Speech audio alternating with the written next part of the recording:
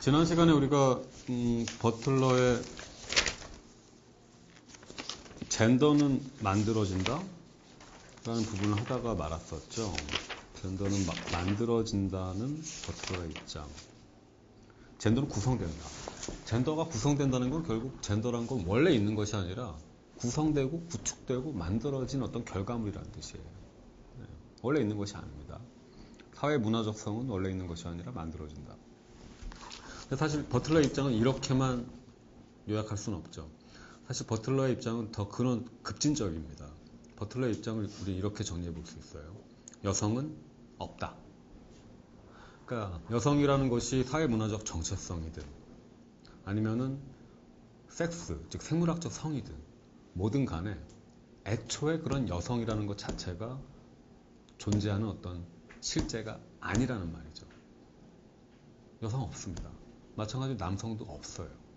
근데 우리는 그럼에도 불구하고 남성 있냐, 여성 있냐, 자기 자신을 스스로 인식하면서 살아가죠. 바로 그 부분에 대해서 지금 버틀러는 문제 제기를 하고 있는 건데요. 지난 시간에 우리가 시몬 드 보부아르의 주장 또는 입장을 다루다가 많았었죠. 보부아르가 이렇게 말했습니다. 여성으로 태어나는 것이 아니라 여성이 되는 것이다.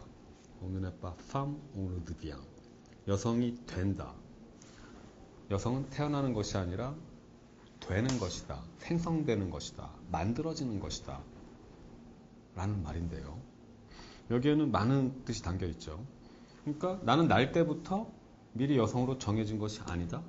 오히려 나는 여성이 되기 위해 뭔가를 해야 한다. 그래야만 나는 여성이 될 수 있다. 라는 말인데, 자, 보부아르가 왜 이런 말을 하는가? 왜냐하면 보부아르 철학은 일종의 페미니즘적 성 정체성 문제에서 볼 때 구성주의적인 관점을 보부아르는 갖고 있는 거예요.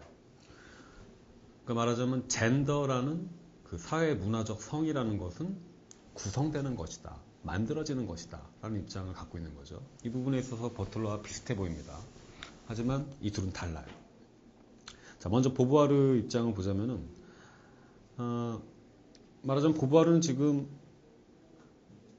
여성이라는 성, 그러니까 여기선 젠더죠. 사회적이고 문화적인 성, 생물학적인 성이 아니라 이 젠더가, 여성이라는 젠더가 원래부터 있는 것이 아니라 구성되고 만들어진다 라고 주장을 하고 있어요.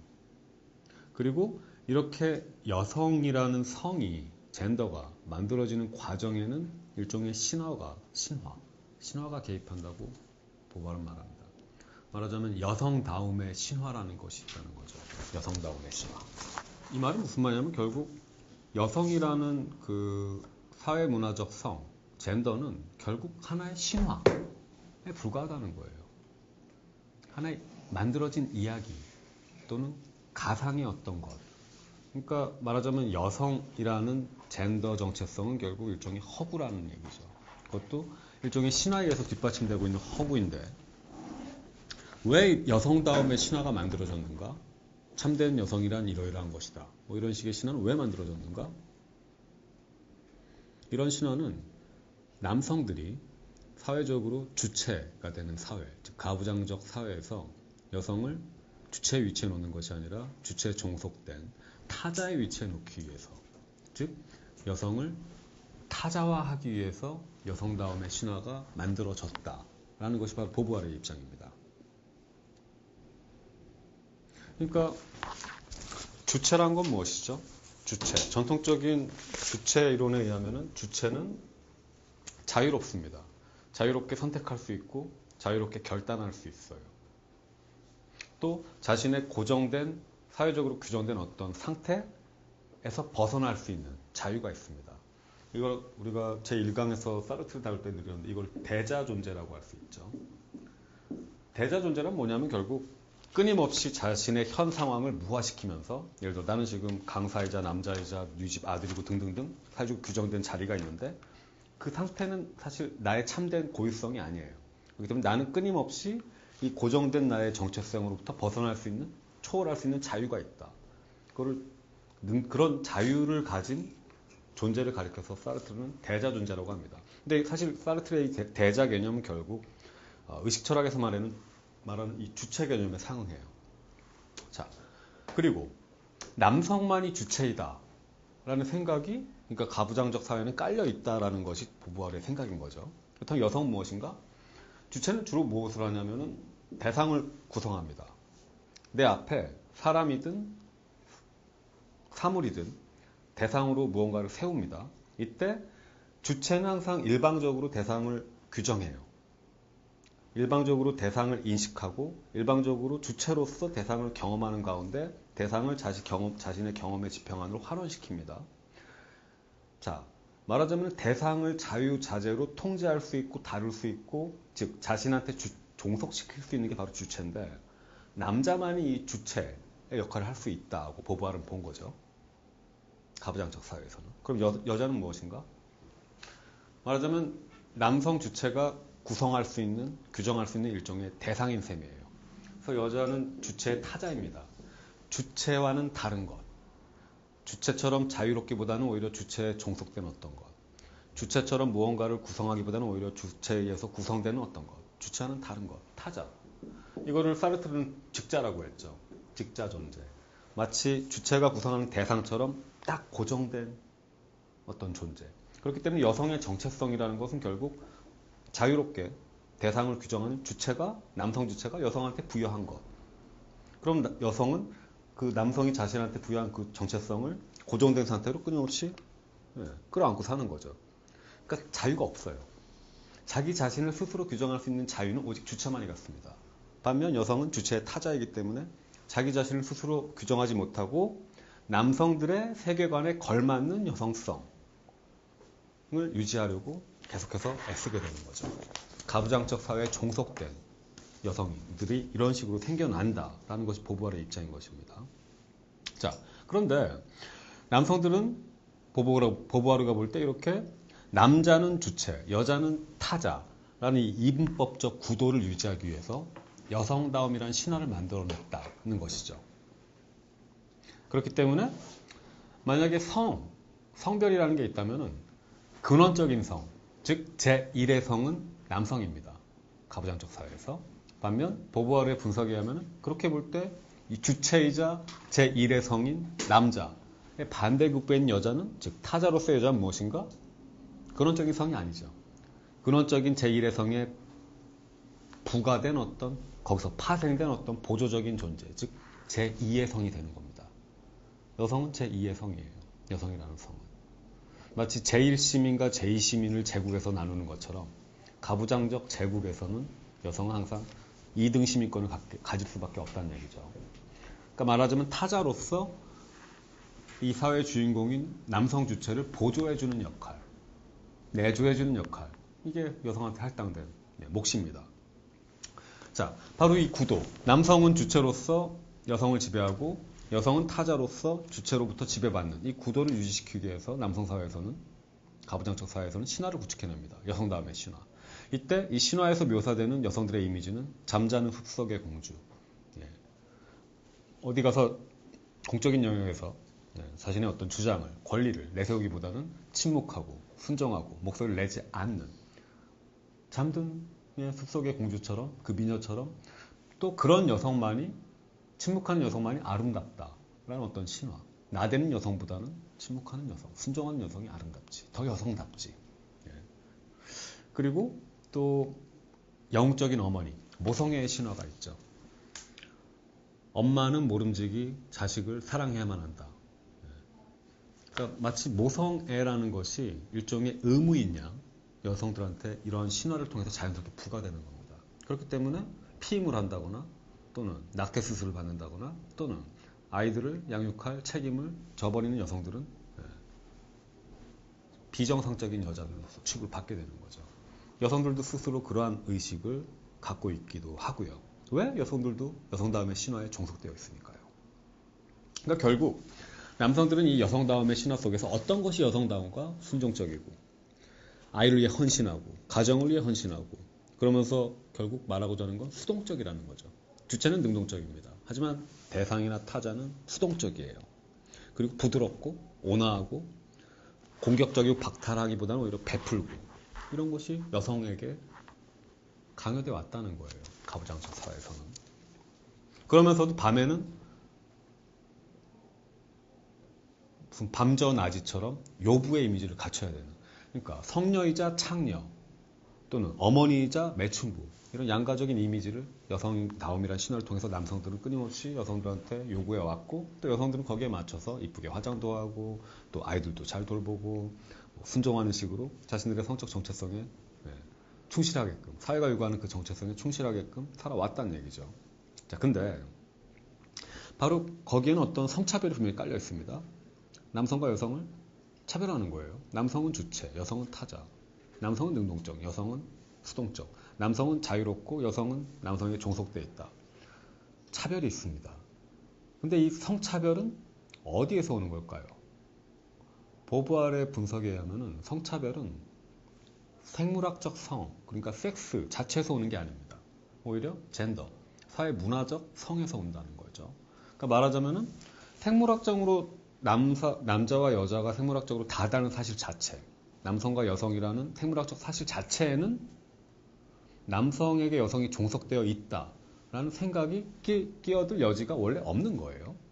그런데 가부장적 사회에서는 여성다움이라는 신화를 만들어서 여성의 젠더 정체성을, 사회문화적 어떤 성적 정체성을 남성에게 종속된 상태로 만들어 왔고 구축해 왔다는 얘기가 되죠. 자, 그러니까 보부알에게 있어서 중요한 것은 이겁니다. 섹스와 젠더를 구분하는 것. 생물학적 성과 사회문화적 성, 이 두 가지를 구분하는 것이었어요. 바로 이 구분에 있어 보부아르가 어떤 공헌을 했다, 기여를 했다라고 볼 수 있는 거겠죠. 그러니까 만약에 우리가 이 구분을 행하지 않잖아요. 그러니까 생물학적 성은 곧 사회적 성이다. 그러니까 섹스가 곧 젠더다. 이런 생각을 갖게 될 경우에 우리는 어떤 입장을 취하게 되냐면은 만약에 여성이 생물학적으로 여성일 경우 누군가가 이 사람은 당연히 사회문화적 성에서 요구하는 것들에 부응해야지 참된 여성이 되는 거예요. 그러니까 사회문화적 성, 젠더가 여성다움의 신화에서 여성에게 순종적인 요구한다? 그러면 생물학적으로 여성인 사람은 그 젠더 정체성에, 그 순종성에 부합할 경우에만 참된 여성인 거죠. 거기에 부합하지 않는 사람은 뭔가 문제가 있는 사람이 되는 겁니다. 그러니까 여기서는 지금 생물학적 성과 섹스와 그다음에 젠더, 사회문화적 성을 동일시하는 가운데 너는 여성의 몸을 갖고 있으니까 당연히 여성답게, 즉 젠더답게 굴어야지 라고 요구를 하게 되는 어떤 논리적인 입장이 있는 거예요. 하지만 이거를 보부알은 구분을 하죠. 섹스와 젠더는 다르다.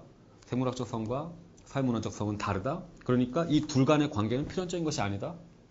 말하자면 비록 생물학적으로 여성은 여성이고 남성은 남성이지만 즉 생물학적으로 여성은 남성과 다르지만 젠더적으로 달라야 할 필요는 없다. 즉 젠더적으로 여자가 반드시 타자여야만 할 필요도 없고 주체가 아닌 자가 되어야만 할 필요도 없고 마찬가지로 수동적이고 순종적이어야만 할 필요도 없다. 비록 나는 생물학적으로는 여성이지만 그럼에도 불구하고 남성 젠더들이 행하는 것들을 그대로 할 수 있다. 똑같이 할 수 있다. 나도 자유로울 수 있다. 나도 적극적일 수 있다. 능동적일 수 있다. 라고 말할 수 있는 근거를 보부아르는 생물학적 성과 사회문화적 성을 구분함으로써 갖게 되는 겁니다. 그러니까 여기서 우리가 주목해야 될 건 이거죠. 보부아르는 어디까지나 지금 생물학적 성, 그러니까 섹스는 실제 한다고 전제를 깔고 가는 겁니다. 생물학적 성은 분명히 존재해요. 보부아르가 볼 때. 그렇기 때문에 성별의 어떤 차이는 분명히 있습니다. 하지만 젠더는 사회문화적 성은 실제하는 것이 아니에요. 사회적으로 만들어진 것입니다. 원래부터 있는 것이 아니에요. 사회적으로 구축된 겁니다. 그렇기 때문에 구축된 것, 인위적으로 만들어진 젠더는 바꿀 수 있습니다. 다시 말해서 여성성이 강요된 여성의 상태, 즉 타자화된 여성의 상태를 여성들은 스스로 바꿀 수 있어요. 어떻게? 남성과 똑같이 주체가 되는 거죠. 남성과 동등하게 되는 것. 그것이 바로 보부아르가 목표로 삼았던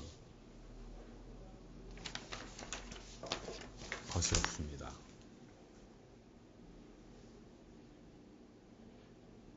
자, 그러니까 보부아르는 아까 그 주장이 뭐였죠? 여성으로 태어나는 것이 아니라 여성으로 만들어지는 것이다. 이 말이 약간 오해의 여지가 있는 게 마치 사회적으로 문화적으로 규정된 젠더는 만들어진다. 그래서 그 만들어진 여성성을 비판하기 위한 것처럼 들리는데 다른 얘기입니다. 이거. 여기서 만들어져야 될 여성은 어떤 여성이냐면 여성 스스로가 만들어야 될, 여성 스스로가 지향해야 될 어떤 여성의 모습, 즉 주체화된 여성의 모습을 나타내고 있는 거예요. 이 말이죠. 여성은 남성과는 달리 태어날 때부터 주체가 아닙니다. 왜? 남성은 별다른 노력을 하지 않아도 태어날 때부터 이미 주체예요. 왜? 남성의 젠더 자체가 그런 식으로 규정되어 있으니까요. 반면 여성은 젠더적으로 타자이죠. 그러니까 태어날 때부터는 타자예요. 그렇기 때문에 주체가 되기 위해서는, 남성과 동등한 권리를 갖기 위해서는, 남성과 동등한 자유를 행사할 수 있기 위해서는 스스로 노력을 해서 참된 여성, 즉 주체화된 여성이 되어야 한다고 지금 보부아르는 주장을 하고 있는 거죠. 그러니까 여성은 만들어지는 것이다라는 말은 결국 여성은 자신의 권리를 스스로 쟁취해야 한다라고 말하는 것이나 다름이 없어요. 주체로서의 여성은 만들어지는 것이다. 그렇기 때문에 우리는 주체가 되기 위해 저항해야만 한다. 이게 바로 보부아르의 입장이었던 거죠. 자, 그런데 그 보부아르 같은 경우는 페미니즘에 있어서, 유럽의 페미니즘에 있어서 제1세대에 속한 여성입니다. 페미니즘 유럽 같은 경우는 1세대, 2세대, 그리고 지금 3세대까지 거쳐왔고요. 이건 미국의 경우도 마찬가지죠. 조금 다소간 차이는 있지만 결국 서구의 페미니즘은 1세대, 2세대, 3세대로 우리가 구분을 할 수 있어요. 근데 보부아르 같은 경우는 분명히 1세대 페미니스트였죠. 그러면서 여성도 주체가 되어야 한다고 주장했죠. 남성이 주체죠. 그러니까 여성이 주체가 되어야만 한다는 건 여성도 남성과 똑같아져야 된단 말이죠. 말하자면 제1세대 페미니스트들은 보부아르를 위시해서 여성이 남성과 동등한 권리를 갖도록 시도를 했던 겁니다. 그러니까 평등권을 추구했던 거예요.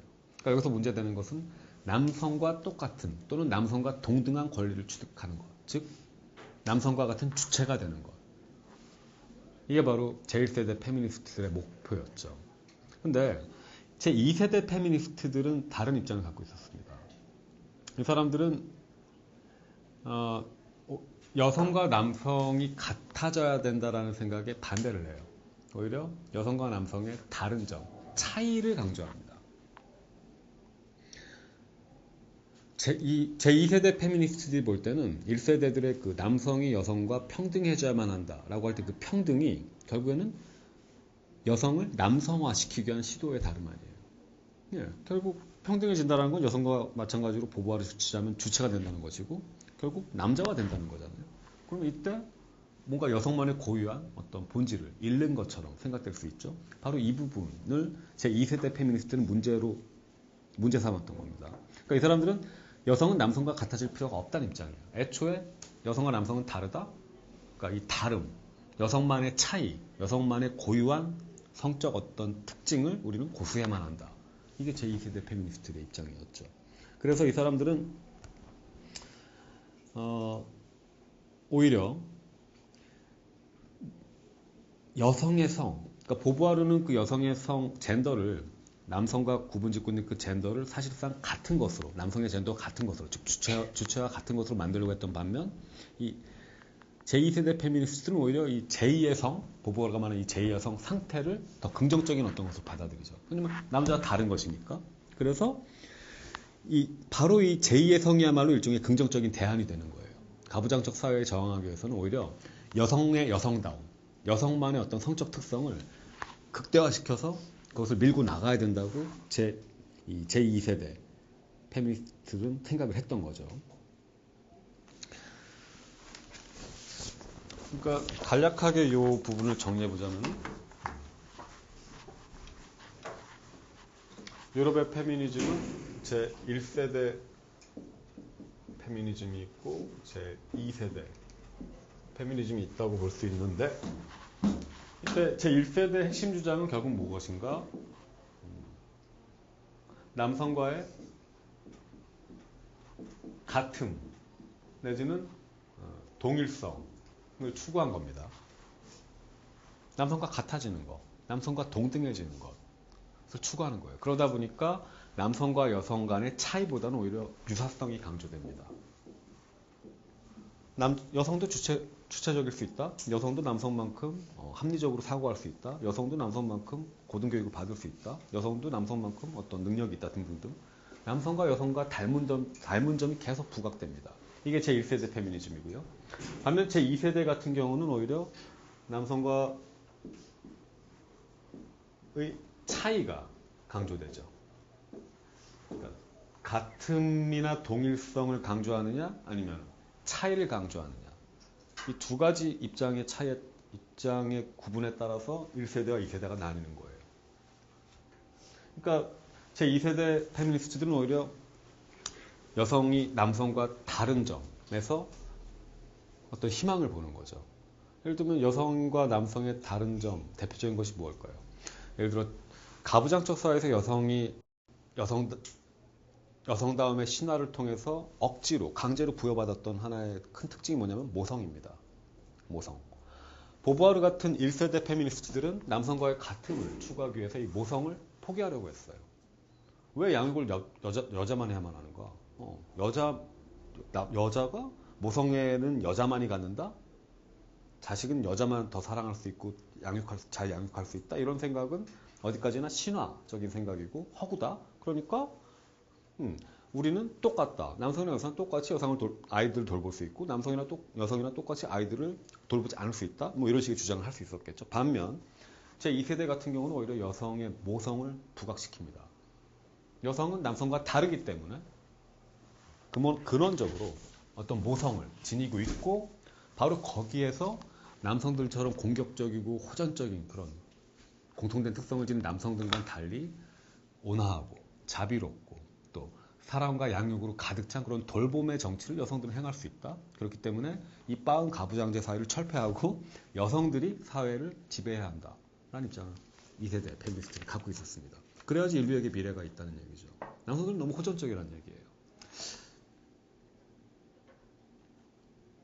그런데 이 부분에 있어서 지금 제1세대, 제2세대 구분이 이렇게 나눠지는데 버틀러 같은 경우는 제1세대, 즉 보부아르적인 페미니즘도 거부하지만 제2세대 같은 페미니즘, 이걸 우리는 레디컬 페미니즘이라고 하죠.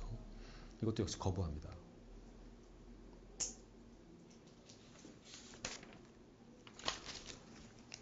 왜? 먼저 버틀러가 보부아르의 1세대적 그 페미니즘을 거부하는 이유는 간단합니다. 보부아르가 기존에 가부장적 사회의 이분법적 질서를 여전히 답습하고 있다라고 버틀러는 판단하고 있는 거죠. 가부장 사회의 이분법적 질서는 뭐였죠? 보부아르가 생각했던 것은 주체와 타자였습니다. 그리고 주체와 타자의 이분법적 질서 속에서 주체는 타자를 지배해요. 말하자면 강자가 약자를 지배하는 거죠. 근데 버틀러가 보기에 보부아르는 강자가 약자를 지배하는 이 이분법적 질서 자체, 이 상징적 질서 자체는 문제 삼지 않았어요. 그대로 받아들입니다. 그대로 수용해요. 강자가 약자를 지배하는 구조를 당연한 것으로 받아들입니다. 그리고 그 안에서 단지 여성이 약자 위치에서 강자 위치로 위치 전환을 하기만을 꾀하는 거죠. 남성과 동등해짐으로써. 그럼 어떤 결과가 나오는가? 제1세대 미국 백인 중산층 페미니스트들이 경험했던 그 오류가 그대로 반복될 수밖에 없어요. 미국의 1세대 페미니스트들 같은 경우는 대부분 그 백인 중산층 교육받은 여성들이었습니다. 그리고 이 사람들은 남성들과 동등해지기를 원했는데 이때 동등해지기를 원했던 남성들은 그냥 남성들이 아니에요. 사회 안에는 다양한 남성들이 있죠. 강한 남성들, 돈이 많은 남성들, 교육을 많이 받은 남성들, 그리고 백인 남성들이 있습니다. 상류층 남성들이 있어요. 그리고 제1세대 백인 중산층 여성 페미니스트들은 바로 이 강한 남성들과 동등해지기를 원했던 거예요. 결코 하층 남성들과 동등해지기를 원했던 건 아니란 말이죠. 또 그러다 보니까 이 백인 여성 페미니스트들 같은 경우 흑인 여성 페미니스트들의 독특한 입장, 고유한 입장을 전혀 고려하지 못했어요. 왜냐하면 이 사람들이 저항의 목적을 백인 남성들, 그것도 상류층에 있는 남성들과 동등해지는 것을 맞추다 보니까 자기들의 자기들 기준으로 해서 막상 흑인 여성들이 실제적으로 백인들과 어떤 관계를 맺고 있는지 또는 백인 여성들과 어떤 관계를 맺고 있는지 그리고 가정에서 자신의 남편과 어떤 식으로 관계를 맺고 있는지 이 부분을 간과했던 거죠. 왜냐하면은 당시 백인 중산층 사회에서는 여성이 당연히 남성한테 종속된 상태가 맞는데 흑인 사회에서는 좀 달랐습니다. 일단 흑인들은 전반적으로 미국에서는 경제적 약자들이었고 이때 직업 활동을 주로 여성들이 했어요. 오히려 남성들이 집에서 살림을 하는 시기였단 말이죠. 그러니까 흑인 여성들 입장에서는 뭐가 있었냐면 만약에 집에 피지배가 있고 억압이 있어서 억압이나 어떤 지배를 행사당하는 데 있어서 가장 강렬하게 다가오는 억압이나 지배가 있다면은 남성으로부터 오는 여성에 대한 억압이 아니라 오히려 백인 우월주의로부터 오는 억압이었어요. 그러니까 흑인 여성들 같은 경우에는 사실 그 페미니즘적 어떤 그 논제보다는 오히려 백인 우월주의나 인종차별주의에 따른 논제를 극복하는 게 어떻게 보면 더 먼저였고 또 더 나아가서 경제적 상태를 극복하는 게 더 우선이었단 말이죠. 근데 이런 문제들을 백인 중산층 여성 페미니스트들은 보려고 하지 않아요. 왜? 본인들 문제가 아니니까. 볼 수가 없었죠, 사실. 그러니까 자신들의 조건에 맞추다 보니까 자신들이 지향하는 여성성의 모델 자체를 자신들의 관점에 맞게 그러니까 백인 남성들과 그것도 상류층에 있는 남성들과 같아지는 것, 동등해지는 것. 그들만큼 배우고 그들만큼 돈이 많고 그들만큼 전문직에 오를 수 있고 등등등. 자, 그럼 어떤 결과가 나오죠?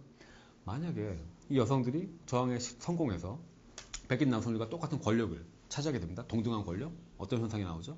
여전히 피지배자들은 남아요. 흑인들은 여전히 지배받을 것이고 경제적 약자들은 여전히 지배를 받을 테죠. 다만 이때 지배받던 여성들은 지배하는 위치로 옮겨갑니다. 물론 백인 중산층 여성들만 해당되겠죠. 왜냐하면 흑인 여성들은 여전히 인종차별적으로 그리고 경제차별적으로 탄압을 받고 있으니까요. 그럼 무슨 말이냐면 결국 이때 여성은 사회 구조, 그러니까 지배하고 지배받는 구조, 강자가 약자를 지배하는 구조 자체를 전혀 문제 삼지 않는 가운데 이 구조 안에서 기득권의 위치에 자신들을 놓으려고 하는 것일 뿐이고 그러다 보면 결국 나머지 약자들을 그대로 지배를 하게 되겠죠. 만약에 저항에 성공하면. 이게 저항인가요? 아니죠. 그냥 권력의 자리만 바뀌는 겁니다. 말하자면 이미 갖고 있는 기득권을 더 극대화시키는 문제가 되는 거예요. 이미 백인 중산층 여성으로서 누리고 있는 상대적 특권들, 흑인 여성들도 가질 수 없고 흑인 남성들도 가질 수 없고 제3세계 여성들도 가질 수 없는 그런 특권들을 그대로 유지한 채 거기서 더 나아가서 백인 남성들이 갖고 있는 특권마저도 갖게 되는 상태. 그래서 더 강자가 되는 거죠. 그때 나머지 여성이든 남성이든 흑인이고 또는 제3세계 또는 경쟁 약자들 이 사람들은 여전히 피지배 상태에 종속된 상태에 있게 되는 겁니다. 근데 문제는 이들 중에는 약자로 남게 된 이들 중에는 여전히 여성들이 있다는 것. 그러니까 말하자면 반쪽짜리 페미니즘이었던 셈이죠. 제1세대 페미니즘은. 그러니까 지금 버틀러는 바로 이 부분을 주장하고 있는 겁니다. 결국 보바르는 남성들과 동등해지기를 여성들이 남성들과 동등해지기를 요구하는 가운데 사실상 사회에서 우리 모두가 거기에 종속되어 있는 이 이분법적 질서, 즉 강자가 약자를 지배하는 질서 자체는 문제 삼지 않고 그렇기 때문에 결국 여성을 강자의 위치에 놓으려고만 시도하는 가운데 종국에는 이 약자가 강자를 지배하는 이 부당한 질서 자체는 그대로 받아들인다는 거죠. 이와는 달리 제2세대 페미니스트들, 그러니까 남성과 여성과의 차이를 강조했던 페미니스트들은 이 체제, 이 인법적 질서 자체를 문제 삼습니다. 그런 의미에서 마치 제2세대 페미니스트들은 강자가 약자를 지배하는 구조 자체를 극복하려고 한 것처럼 보일 수가 있어요. 근데 그럼에도 불구하고 버틀러는 역시 제2세대 페미니스트들의 입장도 비판합니다. 왜냐하면 결국 제2세대 페미니스트들은 버틀러가 볼 때 어떤 오류를 저질렀냐면은 다시금 여성의 차이, 여성다움, 여성만의 어떤 모성이라든가 여성만의 남성보다 훨씬 우월한 특징들을 여성의 본질로서 상정하는 가운데 다시금 일종의 이분법을 만들어냈어요. 즉 호전적인 남성, 그렇기 때문에 열등한 남성이라는 어떤 본질과 평화로운 모성을 지닌 여성이라는 남성보다 우월한 본질, 이 두 가지를 가르는 가운데 결국 현실 속에 있는 이 가부장적 질서, 상징적 질서는 이 여성을 억압하는 구조니까 아예 이 체제 자체를 바꾸되 어떤 체제로 바꿔야 되냐면은 이번엔 체제가 전복된 상태의 어떤 또 다른 체제죠. 남성보다 우월한 여성이 남성을 지배하는 체제로 바꾸기 원했습니다. 근데 이거는 보보라가 볼 때 1세대보다 나은 점이 분명히 있습니다. 아니, 버틀러가 볼 때 1세대보다 나은 점이 분명히 있어요. 왜? 사회 체제 자체, 지배, 피지배 질서 자체를 문제 삼았으니까. 하지만 역시 비슷하기도 합니다. 왜? 여전히 지배, 피지배, 또 다른 형태의 지배, 피지배 질서를 제시하고 있으니까요. 게다가 그 과정에서 그렇게 저항하는 과정에서 제2세대 페미니스트들이 그 여성들이 남성에게 가하는 여러 가지 언어적 폭력 같은 것들을 정당화해왔다는 것도 버틀러는 문제 삼고 있습니다. 말하자면 우리는 선하기 때문에 우리의 본성은 선하고 그런 본성이 선한 사람들이 지배하는 참된 사회, 선한 사회를 만들기 위해서는 이 폭력의 투쟁 과정은 어쩔 수 없는 불가피한 일이다. 그렇기 때문에 우리의 저항에 폭력이 수반된다 할지라도 그것은 용납해야 하며 이 폭력은 정당한 폭력이다라는 식으로 폭력을 옹호해 왔어요. 근데 버틀러가 볼 때는 이런 폭력은 사실상 가부장적 사회에서 남성이 여성한테 행하던 그 폭력을 여성들이 똑같이 재생산하고 있는 것에 지나지 않는다라고 본 거죠. 왜? 여전히 강자와 약자 구도가 있고 그 안에서 행해지는 폭력이니까요. 자, 그러다 보니까 버틀러는 결국 제1세대 페미니즘과 제2세대 페미니즘 이 두 가지 모두를 극복해야 되는 것을 자신의 과제로 삼게 되는 거죠. 그러니까 말하자면 버틀러는 제3세대 페미니스트에 속한다고 볼 수 있습니다.